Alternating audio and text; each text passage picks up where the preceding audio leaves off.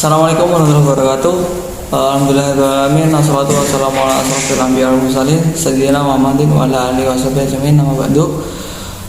Alhamdulillah kita masih bisa bertemu pada pertemuan yang singkat ini, hanya pada beberapa penyampaian materi.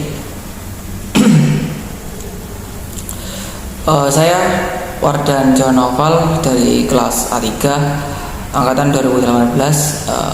Pada pertemuan kali ini ingin menyampaikan tentang pemikiran aliran ilmu kalam modern.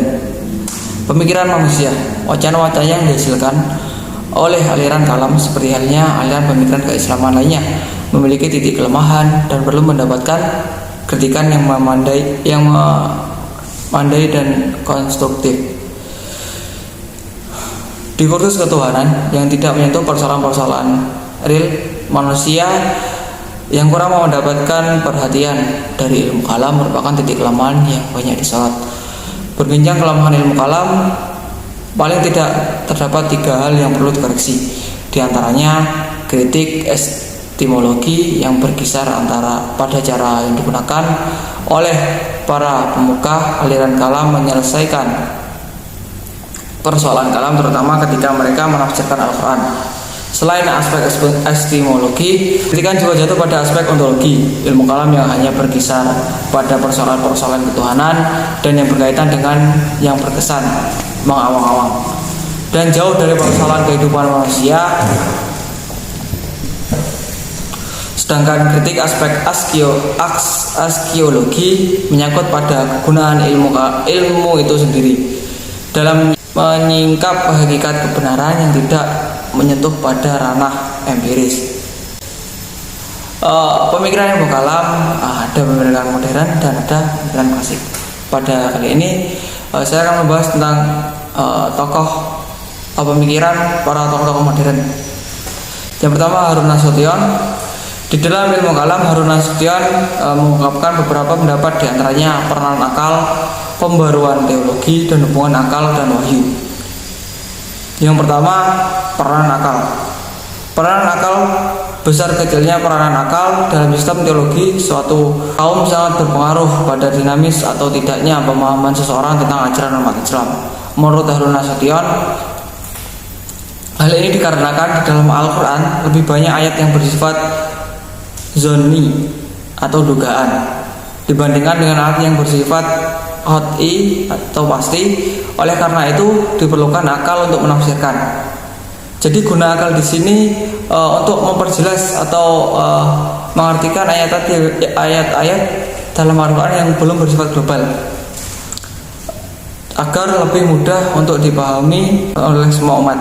Ayat yang masih bersifat dugaan atau yang belum jelas tersebut akan tetapi tidak juga merubah ayat-ayat yang sudah jelas. Harun Nasution sangat menghargai peranan akal.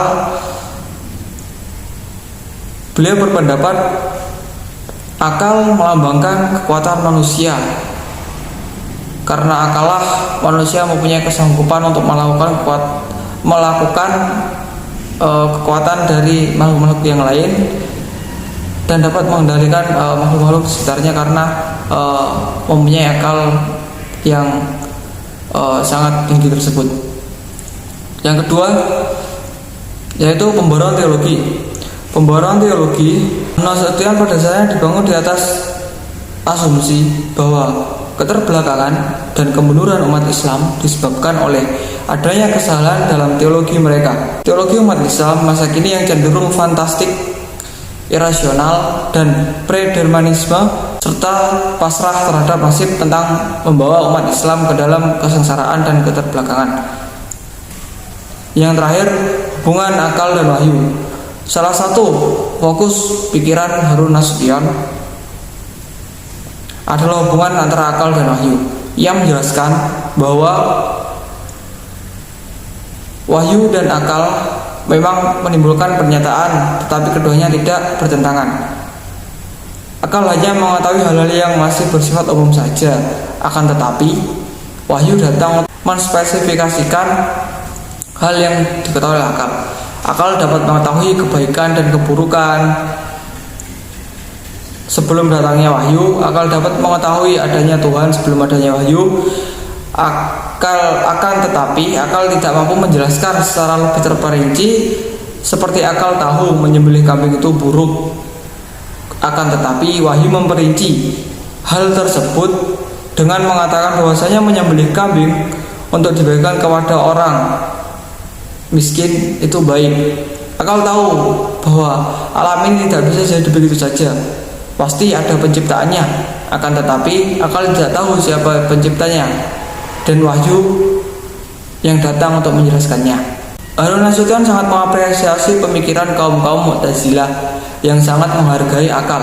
Oleh karena itu, Harun Nasution pernah dijuluki sebagai kaum Mu'tazilah baru atau Neo Mu'tazilah.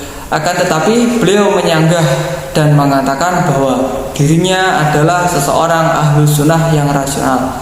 Beberapa hal tersebut adalah pemikiran dari Harun Nasution, yaitu peranan akal, pembaruan teologi, dan hubungan akal dan wahyu. Yang selanjutnya yaitu yang kedua yaitu Nurcholish Madjid. Nurcholish Madjid sendiri ada dua pemikiran, yaitu teologi pluralisme dan kalam masa depan. Apakah teologi pluralisme tersebut? Pluralisme Nurcholish Madjid berdiri tegak atas pedoman ajaran dan nilai etis Al-Quran seutuhnya. Teologi ini berangkat dari kesadaran kemajmukan atau pluralitas untuk manusia yang merupakan kenyataan yang telah menjadi kehendak Tuhan. Tegasnya bahwa Allah menciptakan umat manusia berbangsa-bangsa dan bersuku-suku agar mereka saling mengenal dan menghargai. Pemahaman yang didasarkan atas kesadaran kemajmukan secara sosial religius yang tidak mungkin ditolak.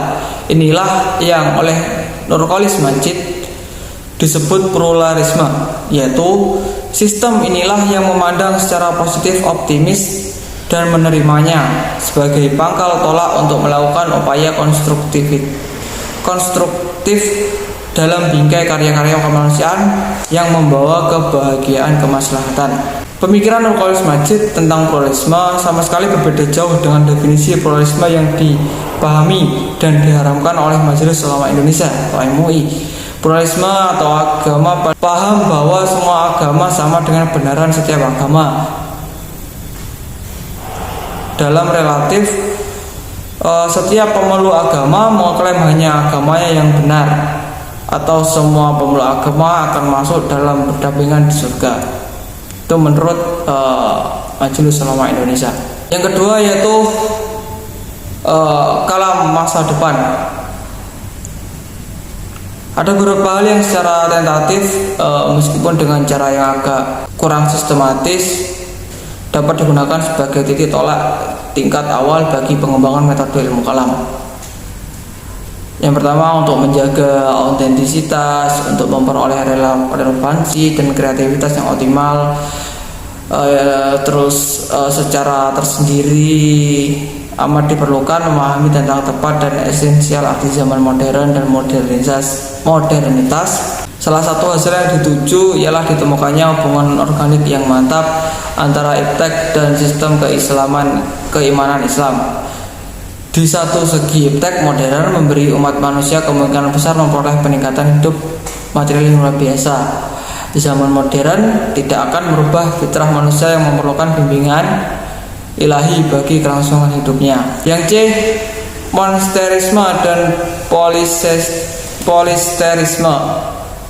Monasterisme adalah paham serba satu dalam pusat kegiatan, sedangkan polisterisme mengenal adanya banyak pusat. Tetapi kedua istilah itu tidak sejajar dengan pengertian kesatuan dan federal dalam sistem kenegaraan. Sebab dalam negara kesatuan pun pluralisme tetap dimungkinkan. Polisterisme menyangkut kehidupan masyarakat, khususnya masyarakat politik. Bagi kita, polisterisme adalah berdasarkan makna filsafat Bhinneka Tunggal Ika, yaitu berbeda-beda tetapi tetap satu jua, atau berbeda-beda tapi bersatu dan persatuan dalam perbedaan. Demokrasi mempunyai kolerasi positif dengan polisentrisme. Jika masyarakat monosentris, maka sistem politik yang akan dilahirkannya bukan demokrasi, tetapi resimentasi yang totaliter. Sistem atau partai adalah konkretis gejala itu. Jadi pada pemikiran Nurcholish Madjid ini ada 3. Yang pertama teologi pluralisme di kala masa depan, dan yang terakhir yaitu monsentrisme dan polisentrisme. Yang selanjutnya yaitu Muhammad Abduh. Pemikiran dari Muhammad Abduh yaitu kedudukan akal dan fungsi wahyu.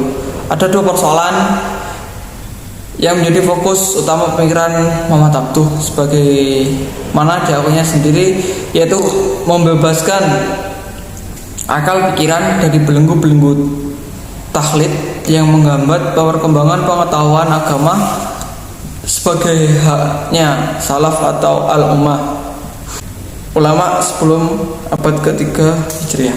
Sebelum timbulnya perpecahan, yakni memahami langsung dari sumber pokoknya Al-Quran, memperbaiki gaya bahasa Arab baik yang digunakan dalam percakapan resmi di kantor-kantor pemerintahan maupun dalam tulisan-tulisan di media massa. Jadi 2 persoalan pokok yang menjadi fokus utama pemikiran Muhammad Abduh, yaitu membebaskan akal pikiran dari belenggu-belenggu taklid yang menghambat perkembangan pengetahuan agama, memperbaiki gaya bahasa Arab bagi menggunakan dalam percakapan resmi di kantor-kantor maupun dalam tulisan-tulisan di media sosial. 2 persoalan itu muncul ketika beliau meratapi perkembangan umat Islam pada masanya. Sebagai dijelaskan Said Qutb, kondisi umat Islam saat itu dapat digambarkan sebagai suatu masyarakat yang beku atau kaku, menutup rapat-rapat pintu ijtihad, mengabaikan peranan akal dalam memahami syariat Allah, atau mengistimbatkan hukum-hukum, karena mereka telah merasa cukup dengan hasil karya-karya pendahulu yang juga hidup dalam masa kebekuan akal serta yang berdasarkan kefarat. Atas dasar kedua fokus pikiran itu, Muhammad Abduh memberikan peranan yang sangat besar kepada akal. Menurut Muhammad Abduh, akal dapat mengetahui tentang Tuhan dan sifatnya, keberadaan hidup di akhirat, kebahagiaan jiwa di akhirat tergantung pada upaya mengenal Tuhan dan berbuat baik. Sedangkan kesengsaraan bergantung pada sikap tidak mengenal Tuhan dan melakukan perbuatan jahat. Kewajiban manusia mengenal Tuhan, kewajiban manusia untuk berbuat baik dan menjauhi perbuatan jahat untuk kebahagiaan di akhirat, hukum-hukum mengenai kewajiban-kewajiban itu.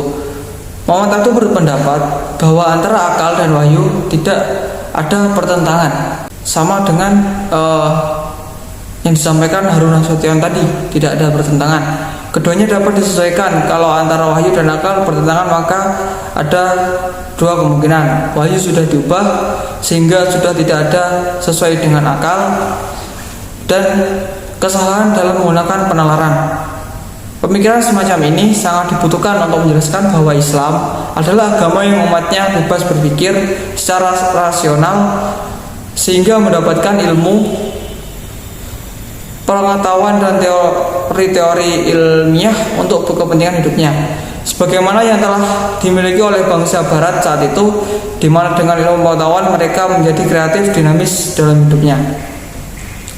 Dengan memperhatikan pertimbangan pemikiran Muhammad Abduh tentang peran akal, dan dapat diketahui pula sebagaimana fungsi wahyu baginya.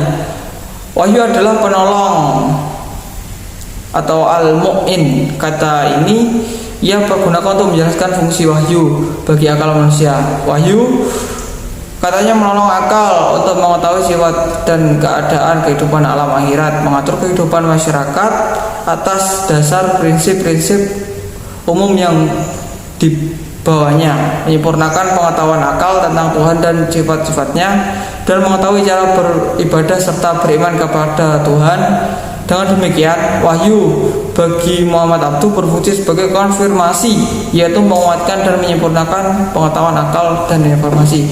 Jadi akal dan wahyu itu tidak bertentangan, melainkan saling berkaitan. Fungsi wahyu sendiri ialah untuk membantu akal ketika sudah tidak bisa dinalar lagi.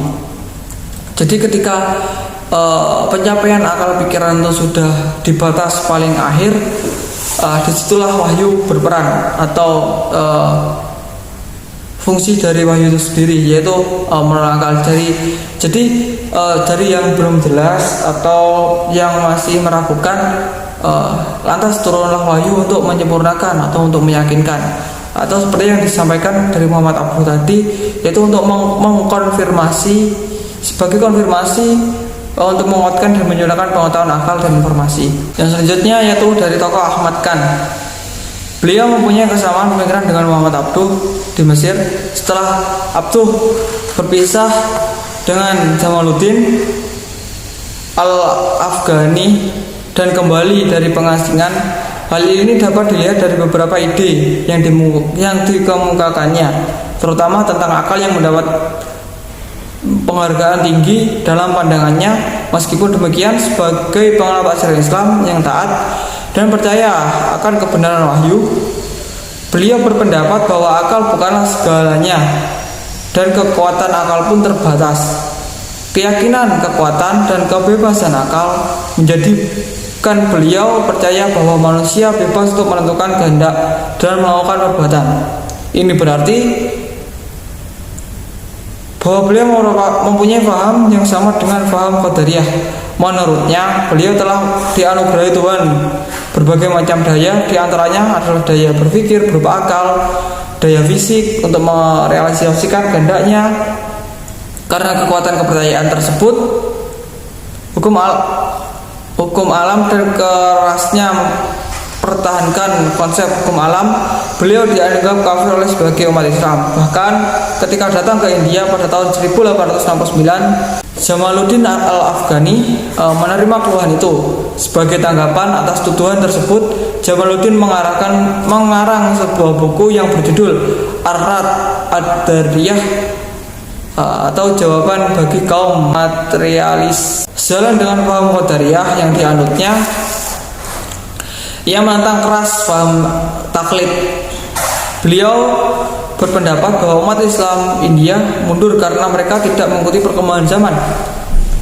Selanjutnya, beliau mengemukakan bahwa Tuhan telah menentukan tabiat atau natur sunatullah sebagai setiap makhluknya yang tetap dan tidak pernah berubah. Menurut beliau, Islam agama-agama yang paling sesuai dengan hukum alam, karena hukum alam adalah ciptaan Tuhan dan Al-Quran adalah firman-Nya. Maka sudah tentu keduanya seiring sejalan dan tidak ada pertentangan. Sejalan dengan keyakinan yang tentang kekuatan akal dan hukum alam, beliau tidak mau pemikirannya tergantung otoritas hadis dan fikih. Segala sesuatu diukurnya dengan kritis rasional. Beliau pun menolak semua yang bertentangan dengan logika dan hukum alam. Beliau hanya untuk mengambil Al-Quran sebagai pedoman bagi umat Islam, sedangkan yang lain hanya bersifat membantu dan kurang begitu penting. Alasannya, penolakan beliau terhadap hadis adalah karena hadis berisi moralitas sosial dari masyarakat Islam pada abad pertama atau kedua sewaktu hadis tersebut dikumpulkan. Sedangkan hukum fikih menurut beliau adalah berisi moralitas masyarakat berikutnya sampai saat timbulnya mazhab-mazhab. Beliau menolak taklid dan membawa Al-Quran untuk menguatkan relevansi dengan masyarakat pada zaman itu. Sebagai konsekuensinya dari penolakan terhadap taklid, beliau memandang perlu diadakannya ijtihad baru untuk menyesuaikan pelaksanaan ajaran-ajaran Islam dengan situasi dan kondisi masyarakat yang senantiasa mengalami perubahan. Jadi pada pemikiran modern ini lebih ditekankan kepada akal dan wahyu. Yang pertama tadi Harun Nasution juga menyebutkan akal dan wahyu. Muhammad Abduh juga menyebutkan peran akal dan wahyu. Yang terakhir dari Ahmad Khan juga tidak kalah berbeda dengan pemikiran Muhammad Abduh. Jadi perkembangan pemikiran manusia itu pasti adanya dan sangat penting sebagai penyesuaian perbuatan yang ada pada zaman-zaman yang akan datang atau pada zaman yang baru atau zaman sekarang ini, dari zaman-zaman klasik atau dari pemikiran-pemikiran sebelumnya. Karena butuh pembaruan untuk bisa beradaptasi kembali, untuk bisa menyesuaikan dengan zaman yang sedang berlangsung ini. Jadi itu tadi beberapa penjelasan atau penjabaran tentang pemikiran ilmu kalam modern dari beberapa tokoh yang telah kami jabarkan. Semoga dapat membantu pemahaman dalam pembelajaran ilmu kalam. Kurang lebihnya itu dari saya. Mohon maaf jika ada kesalahan. Saya akhiri. Assalamualaikum warahmatullahi wabarakatuh.